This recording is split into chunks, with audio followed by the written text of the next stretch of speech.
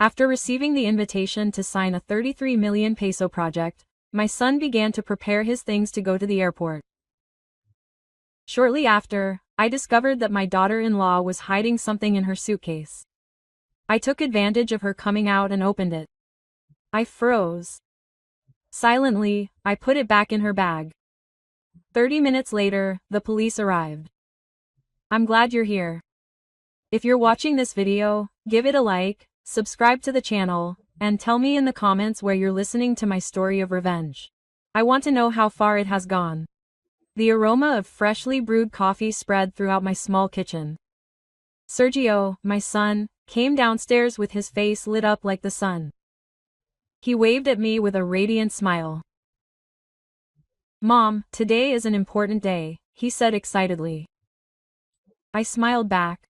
At the table, Camilla, my daughter-in-law, had already prepared breakfast. She smiled at me too, but her smile was tired, as if she had trouble maintaining it. "Mom, have breakfast. Mom, if this business goes well, I'm going to get promoted to assistant director. Can you imagine?"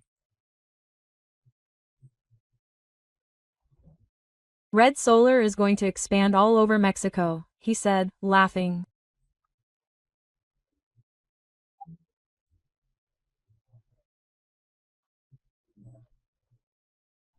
His eyes shining. I nodded, feigning excitement. My gaze went to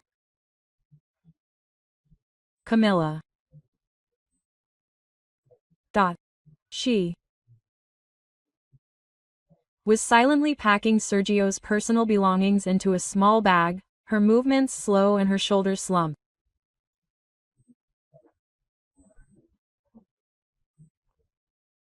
She didn't respond to her husband's enthusiasm, she didn't smile. Suddenly, Sergio's phone rang. It was an unfamiliar number. He frowned, glanced quickly at the screen, and stood up. "I'm going outside to answer it," he said, walking toward the backyard and closing the glass door. I got up to get some water in the kitchen, but my eyes never left Camilla in the living room. She glanced toward the patio where Sergio was talking on the phone. Then, as if making sure no one was watching, she reached into her apron pocket. Her hand trembled as she pulled out a small package wrapped in white paper. My heart was pounding. Camilla looked around once more and quickly hid the package among the shirts in Sergio's suitcase. She smoothed out the fabric carefully, as if afraid of leaving a mark. When she was done, she straightened up, let out a long sigh, and went upstairs, muttering something about checking the bathroom. The glass of water in my hand was ice cold, but inside it was burning. Why would Camilla do something so furtive? I walked over to the suitcase, my heart pounding so hard I thought it was going to break. I looked toward the stairs. Camilla was still upstairs. I ran into the kitchen, grabbed the rubber dishwashing gloves, and put them on. I don't know why I did it. Maybe it was a mother's instinct to protect her son. I went back into the living room, knelt down next to the suitcase, and carefully lifted the shirt. The package was hidden inside a rolled-up sock. My hands were shaking so much that I almost dropped it. I unfolded the paper and inside was a small Ziploc bag. I saw some white powder, a wad of new peso bills, and a fake ID card. The photo on the card was of Sergio. I felt like my blood was going to run cold. I couldn't breathe. These were things I had only seen in crime movies, but now they were in front of me, in my son's suitcase. If this was Camilla's doing, what did she intend? To hurt Sergio? Or was there some secret that I still didn't know? I looked at Camilla's beige purse hanging on the back of the sofa. Without thinking twice, I took the package, put it back in the Ziploc bag, and hid it in the inside compartment of the bag. Then I packed the clothes into Sergio's suitcase and closed the zipper with a click, as if nothing had happened. I took off my gloves and put them in my coat pocket. My heart was still beating hard. Just then, the doorbell rang loudly, breaking the silence of the house. I jumped. My glove almost fell from my hands. Camilla ran down from upstairs with a pale face and panic-stricken eyes. "Mom, who is it?" she asked in a shaky voice. I didn't answer, just walked toward the door trying to stay calm. Two police officers were on the porch, one older with a friendly smile, the other younger with a notebook in his hand. "Excuse me for bothering you, Mrs. Alvarez," the older officer said in a calm voice. "We're just doing a routine patrol of the neighborhood. Is everything okay here?" I smiled, although inside I was uneasy. "Yes, everything is okay, thank you," I replied, trying to make my voice sound natural. They nodded. They greeted me and left. I closed the door and leaned my back against the wood, taking a deep breath to calm myself. But when I turned around, Camilla's eyes met mine. She looked at me silently, then turned around and tightened her grip on the handle of her bag. The silence that remained in the house after the police officers left was suffocating. I walked toward the living room and my gaze stopped at the wedding photo on the TV stand.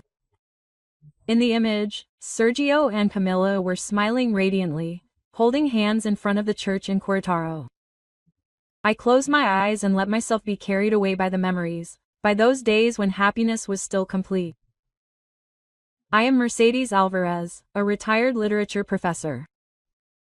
At 62 years old, I thought my little family was finally complete. My husband Javier died in a work accident when Sergio was just starting college. The day I received the news, I was paralyzed, holding his photo in the middle of the hospital. Since then, only Sergio and I remained, mother and son, supporting each other in this house. I worked tirelessly, teaching classes at night and saving every penny so that he could study. He was intelligent, ambitious, and he was always my pride and joy. Every time I got a scholarship, I would whisper to Javier's portrait, "See, my love, our son is incredible." I remember perfectly the day Sergio introduced me to Camilla. It was a clear autumn afternoon. Sergio entered holding the hand of a young woman with long, black hair and bright but shy eyes. "Mom, this is Camilla," he said proudly. Camilla looked down and greeted me with blushing cheeks. "Nice to meet you, ma'am," I said. "Mom," she said hesitantly, correcting herself immediately. I laughed and hugged her. "Call me Mom." "Okay." From that moment on, I loved her, not only because she made my son happy, but because her sincerity was evident in every gesture. Her wedding day was one of the most beautiful days of my life. The church in Querétaro was filled with golden light that streamed through the stained glass windows, casting reflections on the floor. Camilla entered in a white dress embroidered with lotus flowers, more beautiful than any bride I had ever seen. Sergio, elegant in his black suit, held her hand tightly. When he put the ring on her, I couldn't hold back my tears. I held Javier's photo and whispered, "Look, my love, our son has grown up, he has found a good woman." Camilla was wonderful. She had graduated with honors in accounting, but after getting married she decided to quit her job to dedicate herself to the home. I once asked her, "Aren't you sorry to leave a good job?" She smiled and replied sweetly, "I want to spend time with Sergio and you. Family is more important." Quote. I was moved, although I also felt a slight fear. Such a capable young woman would be truly happy staying home. Camilla adapted quickly to our life. She learned how to cook my favorite chicken soup, although the first time it was a little salty. And Sergio teased her by saying, "Do you want to raise Mom's blood pressure?" Camilla blushed and apologized, but I just laughed. "It's okay, next time I'll show you how to season it better." Those quiet nights were my treasure. The three of us would sit on the couch watching a comedy on TV. Sergio would put his feet up on the table.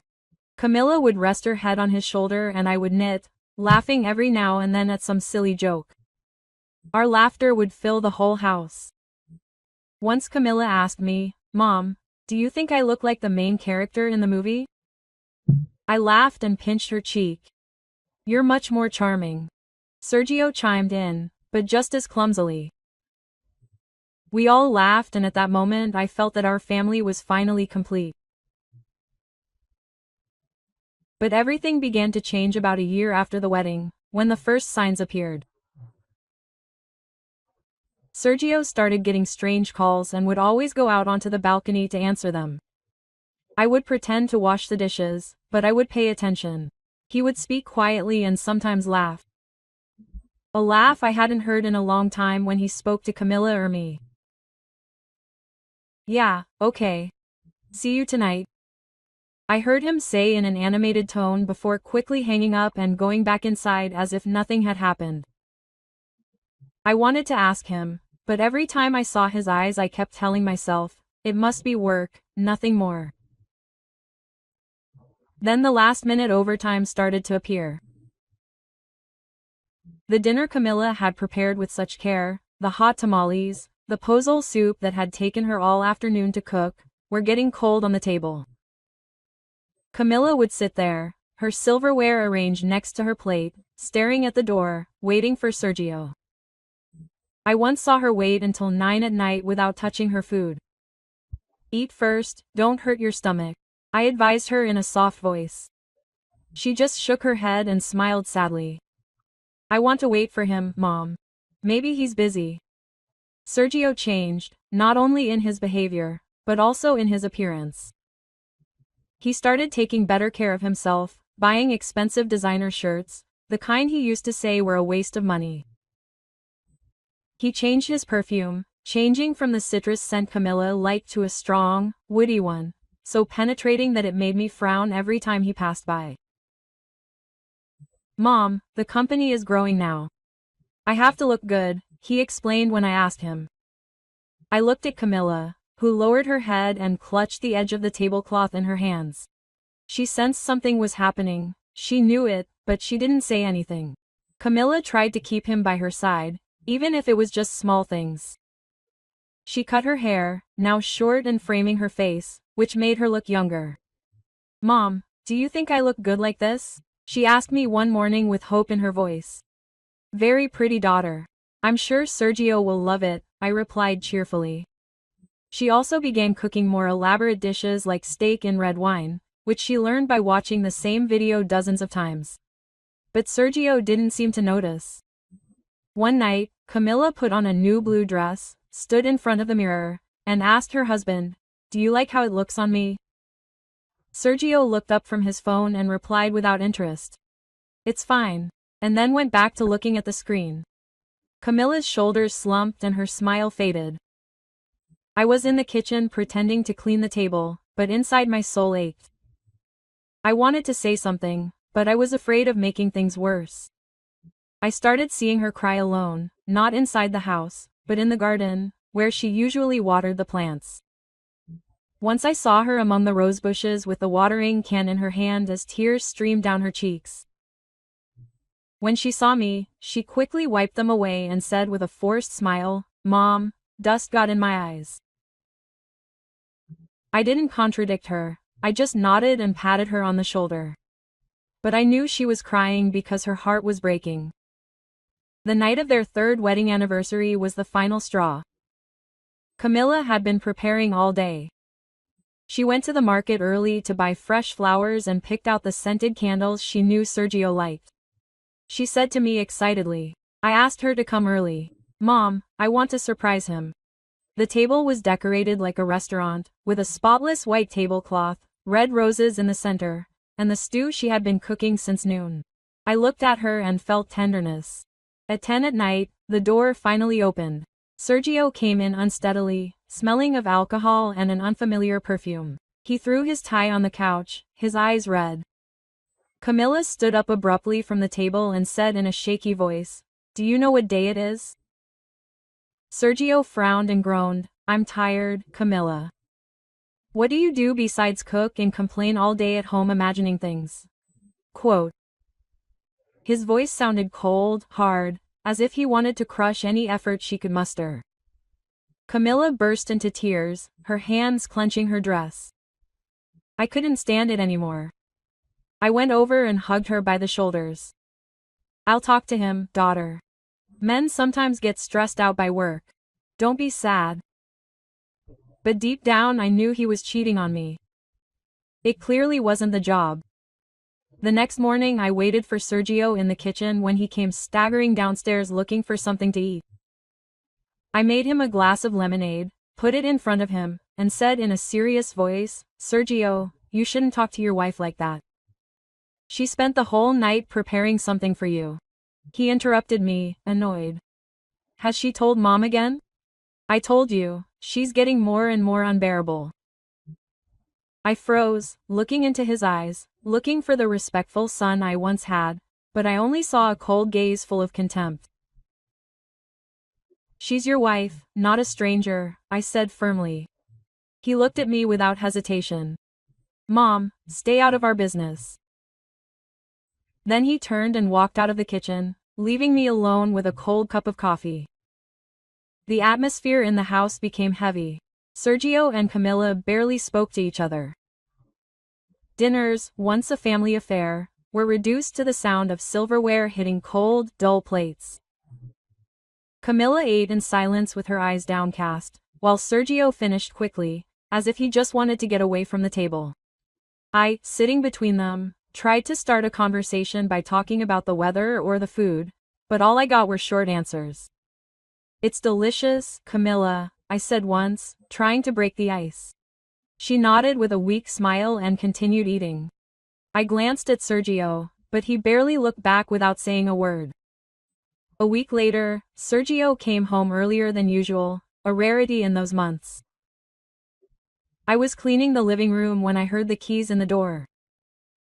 He came in with an animated expression, put a thick folder on the table, and said excitedly, "Mom, Camilla, I have good news." I stopped cleaning and looked at him. Camilla, who was washing vegetables in the kitchen, also stopped and looked at him with some curiosity. Sergio sat down, opened the folder of documents, and said proudly, "My company just received an invitation to go to Monterrey to sign a contract to build a solar power plant valued at more than 33 million pesos. If this deal goes through, I will be promoted to assistant director." He laughed loudly, slamming his hand on the table, as if the whole world were his oyster. I couldn't contain my joy. I patted him on the shoulder. "That's wonderful, Sergio. Luck is finally on your side. When you succeed, you'll have more time for your family, right?" I said hopefully, hoping that this opportunity would be the light that would help mend the rifts between him and Camilla. I looked at her, expecting a smile, a sign of enthusiasm, but Camilla didn't look happy. She put the chopsticks she was holding down on the table, her gaze fixed on Sergio, without a hint of warmth. A faint smile appeared on her lips, but it failed to hide the tension. "How long are you going away for?" she asked in a neutral voice, as if the question had nothing to do with Sergio's good news. I noticed something odd in her tone. It wasn't curiosity, it was distrust. Sergio frowned and replied shortly, "About 3 days, the meeting is on Friday." Camilla didn't say anything else, she just nodded and stood up silently, taking the plates to the kitchen, even though the meal wasn't finished yet. I watched her walk away with a heavy heart. That night I stayed in my room with the book open in my hands, but my mind was elsewhere. Suddenly, the shouts of an argument broke the silence of the house. I put the book down, walked slowly towards the hallway and opened the door a crack to hear better. Camilla's voice sounded full of suppressed rage, as if she had been keeping that inside for too long. "You're going with her, aren't you? There was no one else in the company who could go. Why did it have to be you?"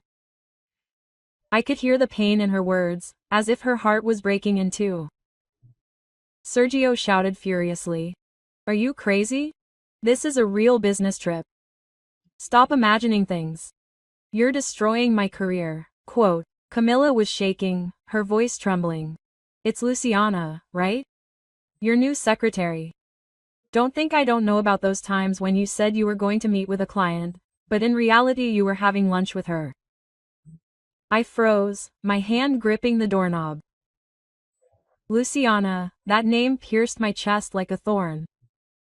I remembered when I went to visit Sergio at the company and saw that young secretary with blonde hair and a sweet smile, but a cold gaze. She was always too kind to him, but distant with others. Could be. A loud bang resounded. Maybe the slam of a drawer being slammed shut.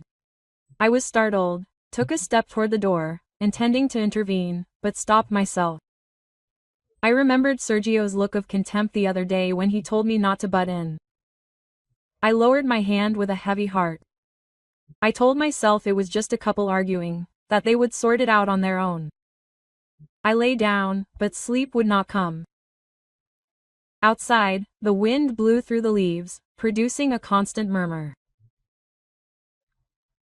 I closed my eyes, praying that 33 million peso contract would be the opportunity for Sergio and Camila to meet again. Sergio's hurried voice from the living room pulled me from my thoughts about the fight the night before. "Mom, hurry up, the taxi is here," he shouted impatiently. I quickly put on my coat and got out. We arrived at the Querétaro airport in a tense atmosphere. Sergio was checking his phone non-stop, mumbling about meetings in Monterrey, without noticing Camila's unsettling silence. She was sitting in the back with me, tightly gripping the handle of her beige bag with a vacant stare. I glanced at her, but she lowered her head, avoiding my eyes. The airport was crowded and noisy. Announcements over the loudspeakers mingled with the voices of the passengers. Sergio quickly checked his luggage and took his black suitcase to the counter. The employee stuck the tag on and the suitcase disappeared down the conveyor belt. I stood a few steps away, my heart racing. I looked at Camila and saw her staring at the suitcase, biting her lip until it turned pale. She was worried because she thought the package was still inside, or she knew something. I didn't want to take her to a corner and ask her, but Sergio came back and gave me a pass to the lounge. VIP. "Mom and Camila, come in and have a seat. I'm going to get a few things," he said in a calm voice before walking away. Camila and I passed through security without saying a word. I tried to start a conversation. "Do you want me to buy you some water, daughter?" She shook her head softly. "No, thank you, Mom." The silence between us grew increasingly heavy. Suddenly, a cold, firm voice echoed throughout the airport. "Urgent notice. Due to a security alert, all passengers are requested to remain in their seats. The security team will be conducting an emergency search. We appreciate your cooperation." A murmur spread through the crowd. I felt my heart pounding uncontrollably. I looked at Camila and saw her standing still, clutching her bag so tightly that her knuckles turned white. Sweat beaded on her forehead and her eyes showed pure terror. A team of police officers along with 2 large sniffer dogs entered the security area. Their barking echoed, making the atmosphere even more tenser. Passengers were forced to line up and I saw Sergio, who had just returned with a bottle of water in his hand, being stopped by an officer. "Good morning, please allow us to check your carry-on luggage," the policeman said in a calm but firm voice. Sergio nodded, handing over his leather briefcase with a calm expression. The officer opened it, checked the laptop, the documents and then nodded, handing it back. "Thank you," he said before walking away. I sighed in relief, thinking that luckily Sergio's suitcase had already gone through the belt and no one had searched it. But then one of the dogs stopped right in front of Camila, sniffed the air and began barking loudly directly at her beige bag. All eyes in the area turned to us. I felt my blood run cold. I had switched the package to Camila's bag, but I never imagined that it would lead to this moment. Camila took a step back, stuttering. "No, there's nothing there." But the panic in her eyes gave her away. The policeman approached with the dog in a serious tone. "Miss, Please let us search your bag. Another officer stepped forward, gesturing for Camilla to hand it over. Camilla was shaking, slowly touching the clasp as if trying to buy time. The officer opened the bag, took out a wallet, lipstick, a key ring and stopped. She pulled out a package wrapped in white paper. Opened it, revealing a hermetically sealed bag with white powder, wads of cash, and a fake ID. People around me began to murmur.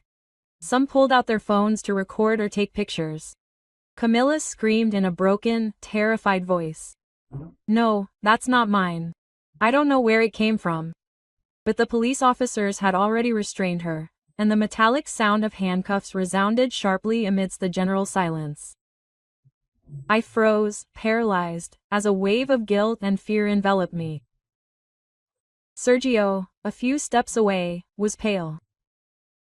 His gaze darted between the package in the officer's hands and Camilla, who was being escorted away. He looked at me as if searching for an explanation, but I just lowered my head. Sergio pulled out his phone, his voice shaking. Hello, I'm Sergio Alvarez. I have to cancel my flight to Monterrey. My family has an emergency. His voice broke as if he himself didn't understand what was happening. I remained in the midst of the chaos, consumed by guilt and fear. The news of the arrest at the airport spread like wildfire. That same night, news portals ran the headline, "Wife of young Red Solar director arrested for possession of illegal substances and falsified documents." Red Solar's stock plummeted overnight.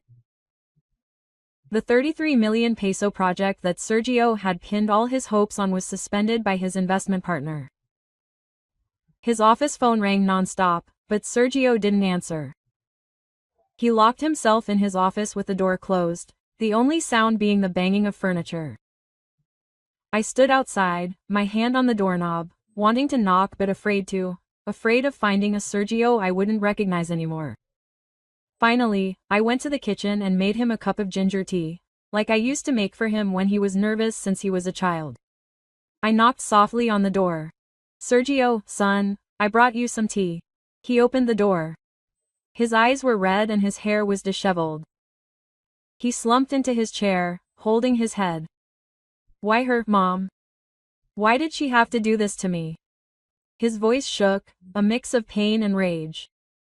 I placed the cup in front of him, took a deep breath, and sat down. I knew the time had come to tell the truth, even if it might make him hate Camilla even more. I began to speak slowly, each word weighing on me. I saw Camilla put a package in your suitcase. This morning I put on gloves, opened it, and found a bag with white powder, money, and a fake ID with another name. But your photo. I stopped, looking him in the eyes, waiting for his reaction. He raised his head. His gaze went from surprise to fury. She dared. He roared, hitting the table hard, making the cup shake. She dared do this to me? I continued, my voice shaking. I don't know why she did it, but I couldn't let you take that package on the plane. I transferred it to her bag just before the police arrived. Sergio looked at me, his eyes wide with disbelief, but his anger ended up getting the better of him. She deserves it, he shouted, standing up and pacing back and forth. She wanted to destroy me, to ruin my career. I watched him, consumed by rage, while the weight on my chest grew heavier. His anger worried me. He didn't wonder why Camilla would do something like that, or if there was an ulterior motive. He just believed that she had betrayed him. That same night I heard him call his lawyer in a cold voice. Immediately draft a unilateral divorce petition. Reason: my wife's behavior has seriously damaged my reputation and my career. I was on the other side of the door, listening to every word, while guilt pierced me like a knife. I had brought Camilla to this situation, but I couldn't understand what had led her to do something like this. A girl as sweet as Camilla, why would she do it? The following days I couldn't sleep well. The images of Camilla watering the plants in the garden, the meals she prepared with such care, her sweet smile when she spoke of Sergio, all appeared with painful clarity. A girl like that, how could she do something so terrible? I wondered if perhaps I had been too impulsive in switching the packages. Was there something else behind it that I didn't know about? My initial anger towards Camilla began to turn into confusion. I decided that I had to see her. I had to hear the truth from her own mouth. I went to the detention center on a gray morning with the sky covered in heavy clouds. I sat across from Camilla, separated by a thick glass. I barely recognized her. She was emaciated, with puffy eyes and her once shiny hair, now dull and messily tied back. She looked at me without rancor, only with a hopelessness that broke my heart. "Camilla," I said hoarsely, "why did you do that?" I asked directly, without beating around the bush, because I knew that the visiting time was short. Camilla lowered her head, clasped her hands together, and began to cry. Her voice trembled. "Mom, I know he didn't go to Monterey for work. He went with that secretary, Luciana. I overheard when he booked 2 plane tickets, 2 connecting rooms at the hotel." Tears streamed down my cheeks. I just wanted to ruin that trip, for him to lose the contract and stay home. A friend told me that if I put some flour and fake documents in his luggage, airport security would hold him for a few hours to investigate. I didn't know it was a real banned substance. I swear, Mom. I just wanted my husband to stay with me. I froze. Camilla's words were like a knife piercing my heart. The stone of guilt inside me shattered into 1,000 pieces. Then I understood that she wasn't the first one to betray me. The real cause of this tragedy was Sergio, the son I had loved and protected my entire life. I remembered his secret calls, the smell of someone else's perfume on his clothes, the times he would show up late saying he had extra meetings. I chose not to believe those signs. I lied to myself thinking it was all because of work. But now with the truth in front of me, I felt like I had lost my whole world. I looked at Camilla and wanted to apologize, but the voice I broke down. "Daughter," I stammered, but she just shook her head and smiled sadly. "Don't worry, Mom. I'll take responsibility for what I did." Her voice was weak but firm. When the visit was over, I saw her walk away escorted by the guards and I felt my soul being torn apart. The days of waiting until the trial seemed endless. Sergio didn't seem to care about Camilla at all. He locked himself in his office making calls to save the Red Solar Company. The shares were plummeting and the 33 million peso project, which was his great hope, had been suspended by the partners. But instead of worrying about his wife, he only thought about the divorce. "She doesn't deserve to be with me," he once told me in a cold voice, as if Camilla were a stranger. I looked into his eyes, trying to find the loving son I had raised, but I saw only a man blinded by pride and rage.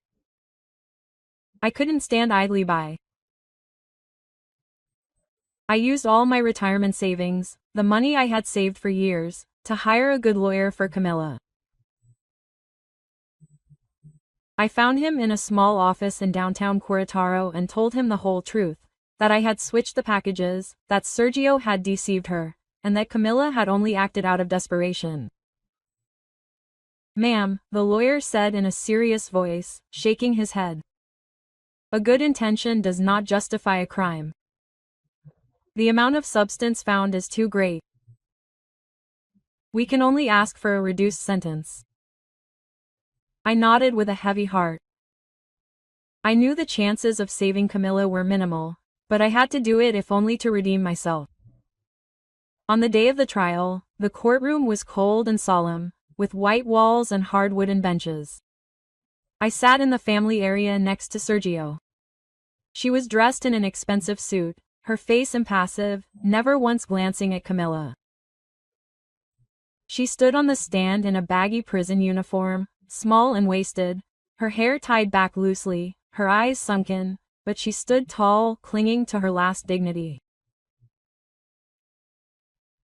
The prosecutor presented the evidence with relentless precision: the bag of white powder, the wads of cash, the fake ID in the name of Ricardo Mendoza, and the testimony of the airport police. Each piece of evidence was a stab in my heart. Camilla's lawyer tried to defend her, explaining that she acted under an emotional crisis caused by her husband's betrayal. "Your Honor, my client only wanted to keep her husband, not commit a serious crime," she said in a firm voice. But the judge only shook his head, his expression impassive. "Personal intentions do not justify a violation of the law," she replied. The trial was swift and merciless. The judge struck the gavel and his voice resonated. Camila Torres was sentenced to 7 years in prison for illegal possession and transportation of prohibited substances. The sound of the gavel was like an axe blow that cut off all hope. Sergio's divorce was also approved at that very moment, like a cold end to a marriage that was once full of love. Camila did not cry, she just closed her eyes, her shoulders shaking as if she were trying not to collapse. When the police took her, they passed in front of us. Her gaze met Sergio's, now without love, only emptiness. Sergio stood there with his arms crossed and his face impassive. When Camila disappeared from view, he turned to me with a mocking smile and muttered, "Serves you right for being a traitor." That sentence was like a spark that ignited the powder keg inside me. All the restraint, the pain and the rage exploded. I couldn't take it anymore. Right in front of the courtroom, among the reporters still holding cameras and microphones, I turned to Sergio with a shaking hand and slapped him with all my might. The sharp sound resounded and everyone around us froze. "Traitor!" I shouted, my voice breaking with anger and pain. Who was the first to betray Sergio? If you hadn't been unfaithful, if you hadn't despised and trampled Camilla's love, she wouldn't have ended up like this. You caused this whole tragedy and you still dare to laugh. The crowd fell silent. Only the clicking of the cameras could be heard. Sergio, stunned, touched his reddened cheek and looked at me as if I were a stranger. He roared, "You're blind, Mom. You're defending a criminal instead of your own son. Luciana is the only one who understands me and deserves to be by my side." When I heard Luciana's name, I felt nothing but revulsion. I looked him straight in the eyes with an icy voice. "If you dare bring that woman into this house, the house your father built with his sweat, consider yourself motherless. From now on, don't call me Mom." I turned around and walked away, ignoring Sergio's furious shouts and the curious looks of the people. As I imagined, Sergio showed no remorse. A few days after the trial, I heard the sound of his suitcase being dragged down the hallway. I stood there, watching his silhouette walk through the front door without a word. On the table, he left a hastily written note. "I will show you that my decision was the right one." I took the piece of paper with trembling hands, my heart breaking. I went into his room and began to sort through what was left. The photos of him and Camilla, the happy moments that I cherished so much, I put them in an old wooden box, locked it, and put it in the corner of the closet. I knew Sergio must have stooped to open his eyes. It wasn't long before I saw him on the news. Sergio held a lavish press conference at a luxury hotel in downtown Querétaro. Dressed in an expensive suit, he stood in front of dozens of microphones and declared in a confident voice, "I have finalized my divorce and fired several disloyal employees. Red Solar will continue to grow stronger than ever." Quote. Then he introduced his fiancée Luciana Morales, his young secretary with blonde hair and a radiant smile. She clung to his arm, her lips painted in a smile that I only saw as calculation. Sitting in front of the television, I gripped the remote control tightly, my heart heavy. I remembered the times I went to the company to visit Sergio. Luciana was always sweet to him, but haughty and cold with the other employees. I never imagined that she would go to the extreme of showing herself publicly with Sergio so soon after Camilla's conviction. Sergio began living a life of luxury, as if to show that he needed no one but Luciana. I heard the neighbors whisper that he bought her an expensive car, designer handbags, and that he took her on trips to places he used to call only for special occasions. I saw the photos in the newspapers of Sergio and Luciana smiling in a fancy restaurant, and I felt my heart clench. I thought of Camilla, sitting in a cell, and wondered how my son could be so blind. To compensate for the losses of the $33 million Project Pesos, Sergio launched himself into risky investments, ignoring the advice of his older partners. "Neighbor, Sergio's company is full of debts," Mrs. Rosa told me one morning at the market. I just nodded, trying to hide the concern growing inside me. The punishment came faster than I imagined. One morning, as I was making coffee, my phone vibrated with a news alert. The front-page headline screamed Solar Network Director Sergio Alvarez under investigation for financial fraud and stock manipulation. A partner accuses him of swindling him, and I stood there with trembling hands. The rate almost dropped. The article revealed something even worse. Luciana Morales had disappeared, taking all the money from the company's reserve fund. It was said that she had run off with Sergio's biggest competitor. I sank into my chair between pain and rage. He had warned me, but he wouldn't listen. Now his arrogance and blindness had led him to this end. That night the rain was pouring down.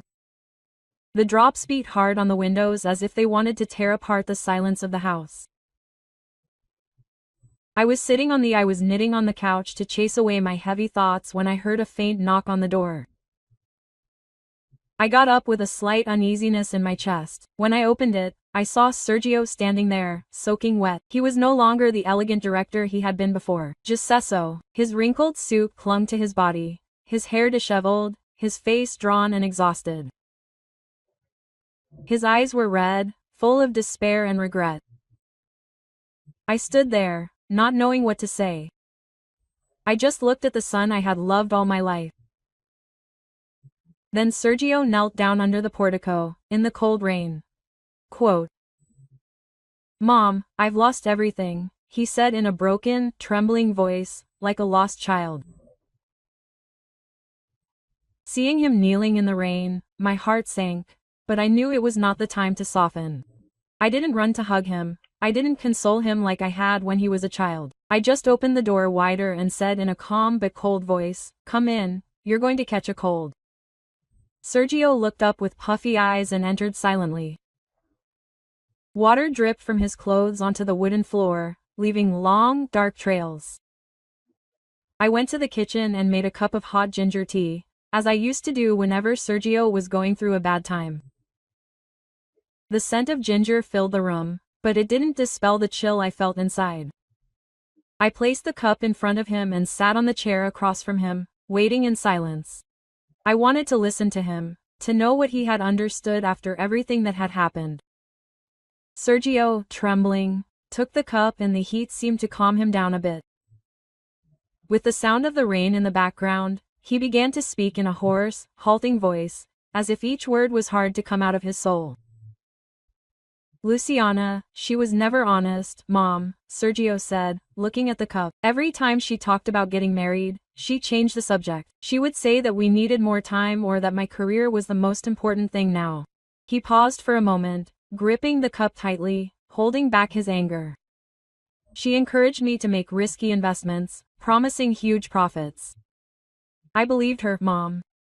I thought she wanted the best for me, but it was all a trap set by my business rivals." He recounted in a shaky voice what happened that morning. "I woke up in the penthouse I had rented for her. The closet was empty, the safe was open, and the company account was empty. Luciana had taken Red Solar's entire reserve fund and disappeared with my biggest competitor." Sergio lowered his head, his shoulders shaking. "I have been suspended from my position. I am under investigation for fraud. My partners have turned their backs on me. My friends have distanced themselves. The house I was renting, the car I was paying for, everything is about to be seized. I am in debt up to my neck, Mom. I lost everything." He looked at me with tearful eyes, desperate and remorseful.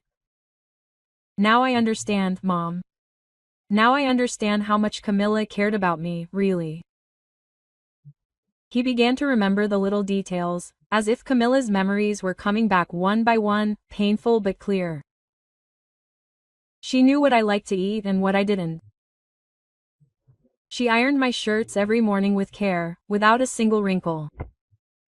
When I was sick, she would spend the whole night by my side, taking care of me without complaining. She always gave herself completely to the family. She was sweet. She never reproached me for anything. Sergio rested his forehead on the table and began to cry like a child. And I treated her so badly. I doubted her. I trampled on her love. I sent her to prison. I destroyed her life. I destroyed mine. Her holes filled the kitchen, mixing with the sound of the rain, like a sad melody without end. I let him cry for a long time without interrupting him. When his crying calmed down, I put my gentle but firm hand on his shoulder. I didn't console him with empty phrases. I didn't caress him like I had when he was little.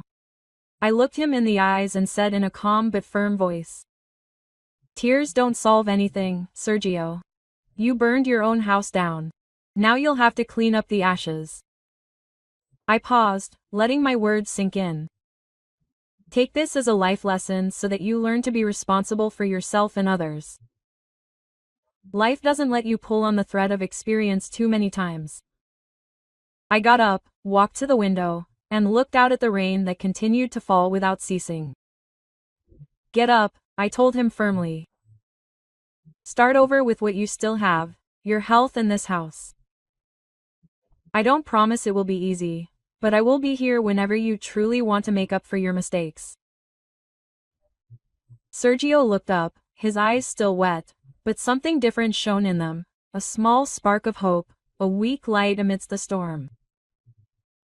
He nodded without saying a word. He took the cup and took a sip as if trying to regain his strength. Many years have passed since that night of torrential rain. This house, which once witnessed the painful cracks in my family, is now slowly filling with light again. I heard that Camilla had been pardoned and released from prison early for good behavior. The day she got out, I went to greet her. I stood in front of the prison gate with my heart beating like that of a mother waiting for her daughter to return. When the iron gate opened, I saw Camilla coming out. She was no longer the innocent girl she had been before. She was thinner, her face hardened, and her eyes bore the invisible scars of the difficult years. But when she saw me, a faint smile played on her lips, as if she had found some of the warmth of family again. Camilla came to my house that afternoon, not to see Sergio, but to see me. She lowered her head, greeted me, and placed a small box of tea in my hands. Her voice trembled as she said, "Thank you, Mom, for not abandoning me all this time." I looked into her eyes and saw sincerity, and also a pain that still had not gone away.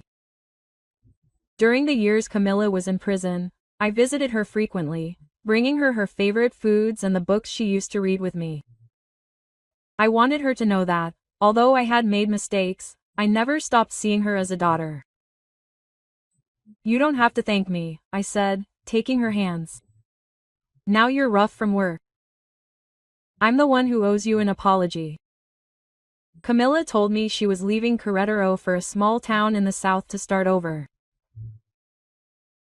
"I want a quiet life, Mom. No noise, no complications," she said, her eyes shining as she spoke of the future. I nodded and squeezed her hands. "You don't owe anyone anything anymore, Camilla. Live in peace. Be happy. You deserve it." Quote. We hugged for the last time. A long hug, full of understanding and forgiveness. When she walked away and her figure disappeared at the end of the road, I knew she would be okay, that she had found the strength to rise from the ruins. Sergio never saw Camilla again. When I asked him, he just lowered his head and mumbled, "I have no right, Mom." Since that rainy night, Sergio has changed. He sold everything he had left, his apartment and his car on credit, to pay off his debts. He started from scratch as an ordinary employee in a small business. Gone were the expensive suits and arrogant words. Instead, I watched him tend the garden that his father Javier had loved so much. He pruned the trees, watered the flowers, fixed broken things in the house. Simple tasks that I had previously considered a waste of time. Every night he had dinner with me. We didn't talk much about the past, only about everyday things, the weather, the food, or some comedy movie on TV. In those moments, I saw again the loving son I remembered, although now he bore the scars of his mistakes. Once, while we were eating dinner, Sergio put down his cutlery, looked at me, and said, "I've thought a lot about what you told me, Mom, about rising from the ashes. I'll try, not to prove anything, but to truly live." I smiled and nodded with a warm heart. It was the first time in years that I felt that my son had truly matured. Over time, Sergio and some friends opened a small clean energy consulting company. It wasn't as big or ambitious as Red Solar, but each step was steady. He would often tell me about his new projects with excitement but without arrogance. "Mom, I'll do it right this time," he once said as he showed me a small but meaningful contract. I looked at him and saw that light in his eyes again, not the light of blind ambition, but of someone finding their way. Early one morning, I made a cup of coffee and went out onto the porch to look at the freshly watered garden after a rainy night. The sun was just starting to come up, and the drops on the leaves sparkled like diamonds. I saw Sergio in a corner of the garden, focused on pruning some rose bushes, his old shirt stained with dirt. I took a sip of coffee and felt light in my soul, as if all burdens had dissolved with the rain. I thought about my family's long journey. I once believed that putting that package in Camilla's bag was a way of protecting Sergio, an act of revenge, because I thought she had betrayed him, but then I understood that revenge almost destroyed everything. Quote, "Revenge only makes it hurt more," I thought as I watched Sergio smile next to a freshly bloomed rose. Only forgiveness, forgiving the mistakes of others and forgiving our own blindness, can bring true peace to the soul. The story you just heard has changed names and places to protect the identities of the people involved. We do not tell it to judge, but with the hope that someone will listen and reflect. How many mothers suffer in silence within their own homes? I truly wonder, if you were in my place, what would you do? Would you choose to remain silent to keep the peace, or would you dare to face everything to recover your voice? I want to know your opinion, because each story can be a candle that lights the path of another. God always blesses, and I am sure that courage will lead us to better days.